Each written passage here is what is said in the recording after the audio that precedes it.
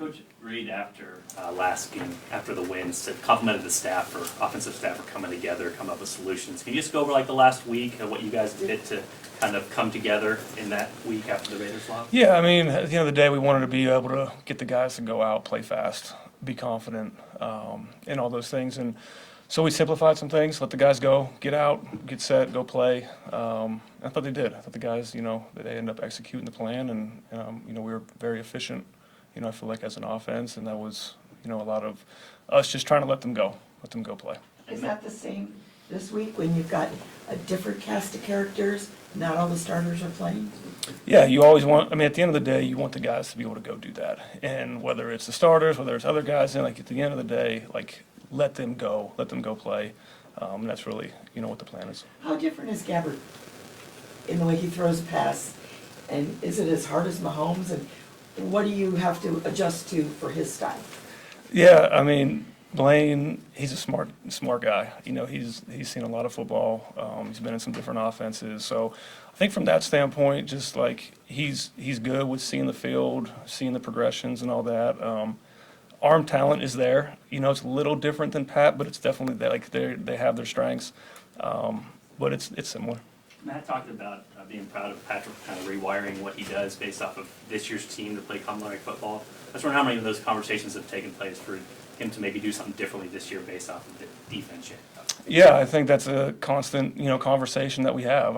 We got to see how the defenses are playing. It's a week-to-week basis, and then also the trend of the year, what's kind of happening, and so it is a constant conversation that we just got to, again, be efficient with the ball, and if the deep shot's not there, take the check down, all those things. So it's been a gradual conversation that we've had throughout the year. Dave, a little bit different type of season for him than he's had since he's been here. What effect has that had on him, do you think?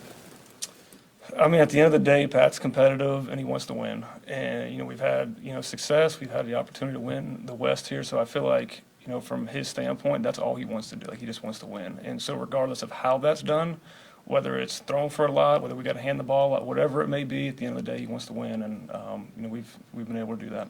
David, how much of the simplification this last week is just self-scout versus game plan against the Bengals defense? It's always going to be a little bit of both. You always have to evaluate, what you do well, but then also how to attack, the opposing defense and what they do, what are their strengths, what their weaknesses. So it's a little bit of both.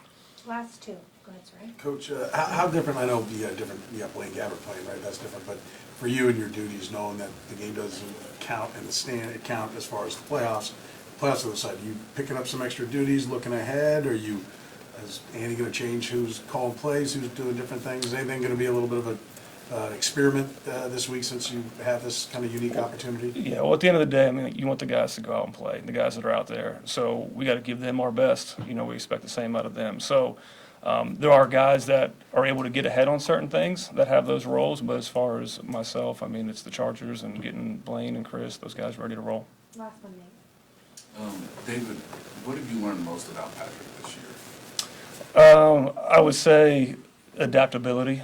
His way to change throughout the course of the season and change the way defenses are playing him. It's a lot different than what it was, 2018, 2019, 2020. And so he's had to adapt a little bit. And, it's been a growth thing for him, even in prior years, but continuing this year. So just to see him continue to adapt and take what teams are giving him and things like that. Is there an example that comes to mind when you say adapt?